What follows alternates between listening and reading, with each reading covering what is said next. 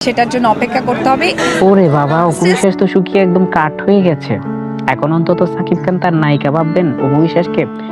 বেচারি অনেক কষ্ট করতেছেন, এই বেচারির জন্য আসলে খুব মায়া হচ্ছে। একটু আরেকটা সিনেমা করার জন্য বা একটু হিট সিনেমা উপহার দেওয়ার জন্য খুব কষ্ট করে যাচ্ছেন। সেই সাথে তার ভক্তরা তো আরো বেশি, তাকে যেভাবে পারে সেভাবে সিনেমায় আনতে চাচ্ছেন। বিশেষ করে সার্জারি থেকে শুরু করে আমরাও দেখতেছি মেকআপ, আইফোনের কারসাজি, মানে অনেক কিছু করে সামাজিক যোগাযোগ মাধ্যমে যত কিছু আছে সব করে চাচ্ছেন যে অন্তত অপু বিশ্বাসকে যেন একটু সিনেমায় আনা যায়।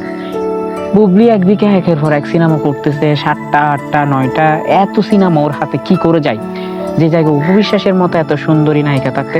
অপু বিশ্বাসরা বলে কোন অ্যাঙ্গেল থেকে বুবলিকে নায়িকা মনে হয়, সব দিক থেকে তো অপু বিশ্বাস সেরা। তাহলে অপু বিশ্বাস কেন সিনেমা পাচ্ছে না ভাই? হুম, এটা তো তার সাথে অন্যায় হচ্ছে। অপু বিশ্বাস অভিনয়ে সেরা, ডালিউড কুইন, অপু বিশ্বাস সৌন্দর্যে সেরা, মানে এত সুন্দর যে বলিউড হলিউড নায়িকা কেউ টেক্কা দিতে পারে, তারপরেও তাকে সিনেমা দেওয়া হচ্ছে না। এখানে নিশ্চয় কোনো কারসাজি আছে। অন্যদিকে বুবলি নাকি একদম নাক বোঝা, এমন তেমন, এই সেই, সুন্দর না, বয়স্ক, এই সেই কত কথা বলে। তাও এই মেয়েটাকে নিয়ে পরিচালকরা কেন করে থাকে? হুম, ওর তো অভিনয় দক্ষতা নাই নাকি, ওর নিজের দক্ষতায় কোনো ছবি হিট করতে পারে না, তাও এই নায়িকার পেছনে সবাই পড়ে থাকে। আর সব গুণ থাকা সত্ত্বেও অপু বিশ্বাস, আফসোস। যাই হোক, অপু বিশ্বাস শুকিয়ে তখন চিকন হয়ে গেছে, কি ব্যবহার করছে কি খাইছে জানি না, তবে এখন তো অন্তত সিনেমায় নিয়েন ভাই, অন্তত একটা সিনেমা দেখতে দেন।